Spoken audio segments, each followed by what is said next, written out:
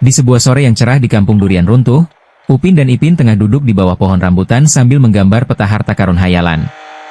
Tapi tiba-tiba, datanglah Kak Ros dengan wajah marah. Upin, Ipin, kenapa kalian coret-coret dinding dapur pakai spidol permanen? Upin dan Ipin saling pandang. Lari, teriak Ipin. Mereka langsung kabur ke belakang rumah dan melihat motor tua milik Tok Dalang. Entah bagaimana, motor itu tiba-tiba bisa menyala. Cepat naik, Ipin, kata Upin sambil memutar gas. Ipin melompat ke belakang, dan motor itu melaju zigzag keluar kampung. Angin menerpa wajah mereka. Seru betul, seru Ipin. Namun, perjalanan mereka tidak berakhir sampai situ. Mereka mendengar kabar dari Ehsan bahwa di seberang lautan ada sebuah pulau misterius bernama Pulau Jambatan Emas, konon penuh dengan permen, robot mainan, dan es krim tak terbatas. Kalau kita bisa ke sana, kita bisa tinggal dan makan es krim tiap hari, ujar Ipin penuh semangat. Setelah motor mereka sampai di tepi laut, mereka memarkirnya dan menemukan sebuah perahu kecil milik nelayan yang sedang tidur siang.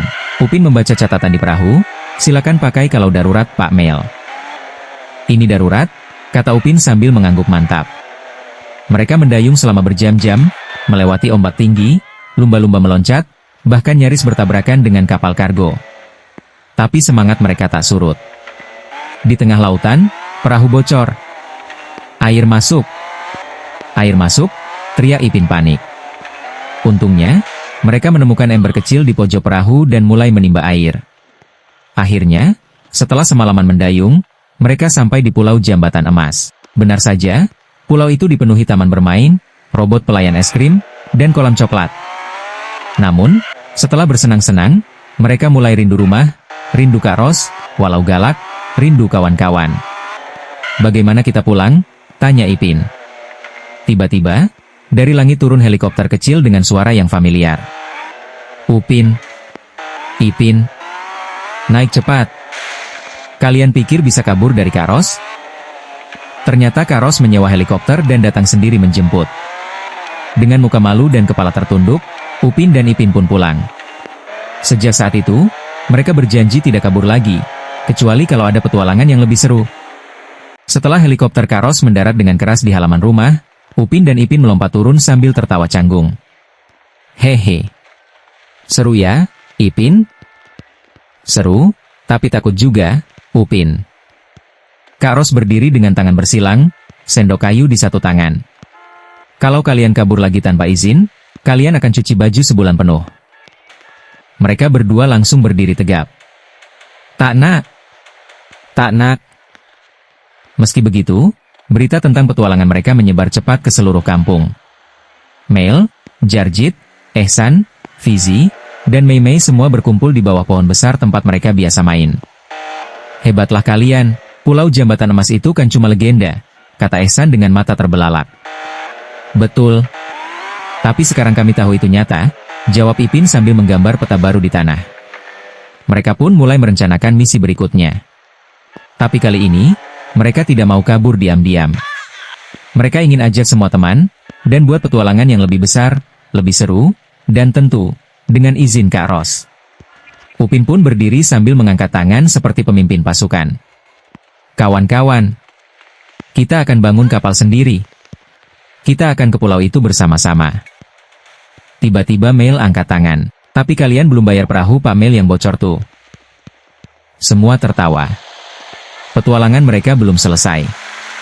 Ini baru permulaan. Setelah kejadian itu, kehidupan di kampung durian runtuh kembali seperti biasa. Tapi sesuatu berubah di hati Upin dan Ipin. Mereka jadi lebih rajin membantu opah di dapur, membantu Kak Ros menyapu, dan bahkan tak pernah terlambat ke sekolah. Namun, rasa ingin tahu mereka tentang Indonesia belum hilang. Mereka jadi sering membaca buku-buku tentang negara tetangga itu, belajar bahasa gaul Indonesia, bahkan menonton acara TV dan YouTube dari Indonesia.